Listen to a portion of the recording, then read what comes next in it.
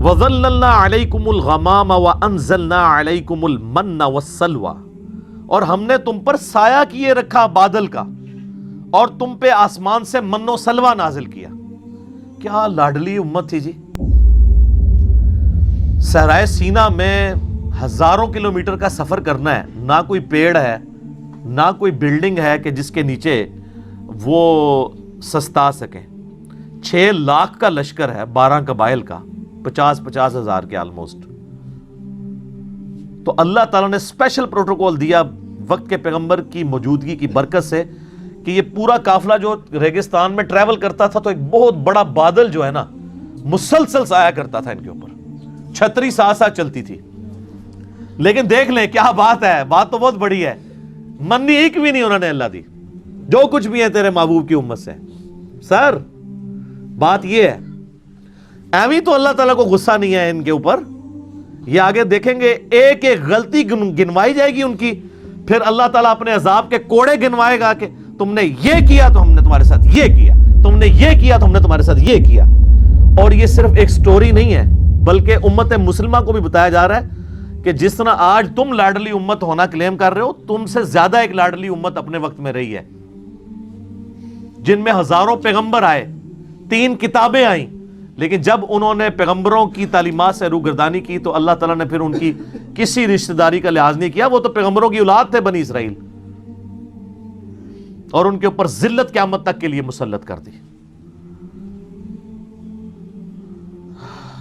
تو یہ من و سلوہ کیا تھا؟ اب ظاہرہ ریگستان میں ہے، وہاں کوئی کھیتی بھی نہیں اگتی،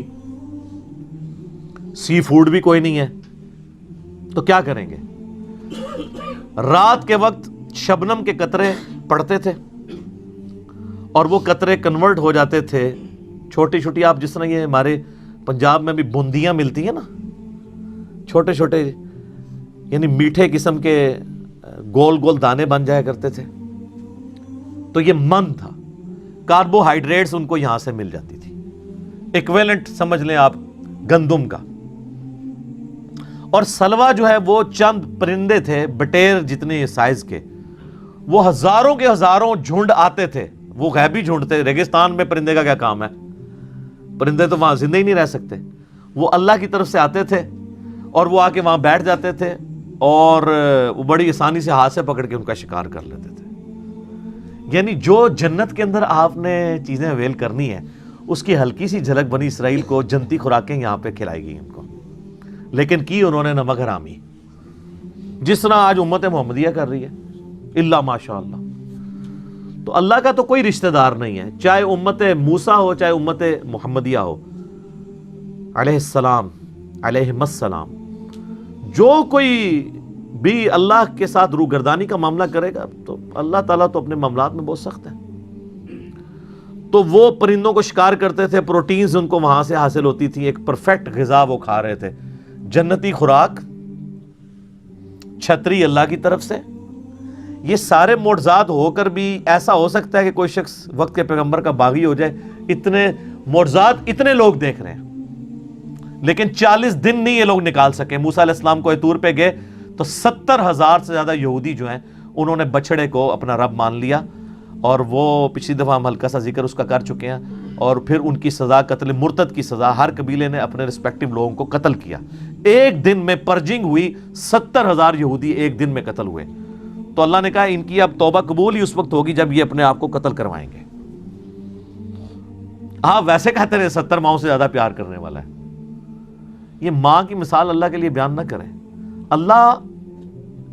جذبات سے مغلوب نہیں ہوتا، اللہ کی کوئی احساسات نہیں ہے کہ آپ اسے ماں کے اوپر قیاس کریں۔ کلوا من طیبات ما رزقناکم، کھاؤ اس پاکیزہ رزق میں سے جو ہم نے تمہیں دیا، من و سلوہ کھاؤ، جنتی خوراکاں۔ سر من دوستو، جنتی خوراک مل رہی ہے، کوئی کسی کو کوئی مزدوری نہیں کرنی پڑ رہی، پوائنٹ ٹو بی نوٹڈ، کوئی سروسز نہیں دینی پڑ رہی، گھر بیٹھے کھا رہے ہیں، جس طرح ہمارے یہاں زیادہ تر لوگ گھر بیٹھ کے کھا رہے ہیں، پیسہ جو ہے وہ انگلینڈ سے آ رہا ہے اور امریکہ سے ریمیٹنس کی شکل میں۔ ان ایریاز کے لوگ جو ہیں، جہلم کے، گجرات کے، میرپور کے، تو یہ تو ریمیٹنس اللہ کی طرف سے آ رہے تھے ان کو، اور جا کے منی ایکسچینج بھی نہیں کرانی پڑتی تھی، اور کسی کی منت بھی نہیں مارنی پڑتی تھی، اٹھو اپنے خیموں سے نکلو، خیمے کے باہر جتنا ہے وہ تمہارا ہے، نہ کوئی دانہ اگانا پڑنا ہے، نہ پانی دینا پڑنے ہے، نہ آپ کو کوئی فصل اگانی پڑنی ہے، نہ ٹینشن ہے کہ بارش ہوگی کہ نہیں ہوگی، نہیں، جنتی خوراک آ رہی غیبی اللہ تعالیٰ کی طرف سے، کھاؤ اللہ کے رزق میں سے۔ وما ظلمونا ولکن کانوا انفسهم یظلمون، ہم نے ان پر کوئی ظلم نہیں کیا تھا بلکہ انہوں نے خود ہی اپنی جانوں پر ظلم کیا۔ کیا سوز و گداز چھپا ہوا ہے جی اس جملے کے اندر؟ اللہ کہتا ہے میں نے تو کوئی کسر نہیں اٹھا رکھی، میں نے تو اتنے لاڈ کیے ان کے ساتھ، ہم نے کوئی ظلم نہیں کیا، ہم جو کر سکتے تھے کیا، لیکن انہوں نے اپنی جانوں پہ ظلم کیا، ہمارے ساتھ غداری کی۔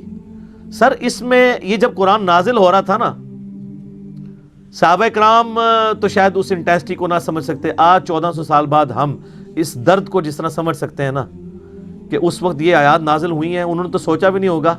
بلکہ بخاری مسلم میں آپ کو درجنوں حدیث ملیں گی کہ صحابہ کرام جب کبھی کوئی مشکل وقت آتا تھا حضور کو بنی اسرائیل کی مثال دیا کرتے تھے، یا رسول اللہ ہم موسیٰ کے ساتھی نہیں ہیں، ہم آپ کے ساتھی ہیں، ہم آپ کو اکیلا نہیں چھوڑیں گے۔ لیکن ان بیچاروں کو کیا پتا تھا کہ بعد والی امت کیا کرے گی۔ آج ہم 1400 سال ہسٹری میں دیکھ سکتے ہیں کہ اس امت نے اپنے نبی کے ساتھ غداری کی، اپنے رب کے ساتھ غداری کی، اپنے دین کے ساتھ غداری کی۔